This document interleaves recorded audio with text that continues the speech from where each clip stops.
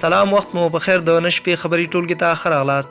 د افغانستان ولسمشر په هیواد کې د ملکیانو مرګ ژوبله د خواشینۍ وړ وبلله. افغان ولسمشر محمد اشرف غني وایي د هیواد نوی ولسمشر به 3 اونۍ وروسته د لوړې مراسم پر ځای کړي. د افغانستان د فوټسال د ملي ټیم 2 لوبغاړي د لبنان فوټسال د غوره لیګ سیالیو ته غوره شول.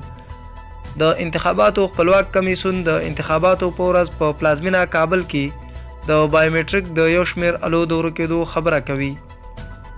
د افغانستان د ملي امنیت مشاور امن او سولې ته د رسیدو لپاره نوی افغان حکومت لومړیتوب دا بولي چې هغه مافیایي ډلې وځپي چې د افغانستان له خاورې څخه د نشهیي موادو د قاچاق لپاره کار اخلي. د عدلي او قضایي مرکزونو محکمې نږدې 40 کسان مجازات کړل.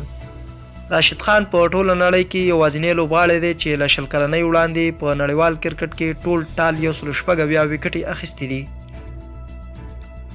د پاکستان د بهرنیو چارو وزیر شاه محمود قریشي له طالب استازو سره تر لیدنې وروسته ویلي دي طالبان هغه احتمالي هوکړې ته لا هم متعهد دي چې په پام کې وه د قطر د مذاکراتو په پای کې به له امریکا سره لاسلیک شي.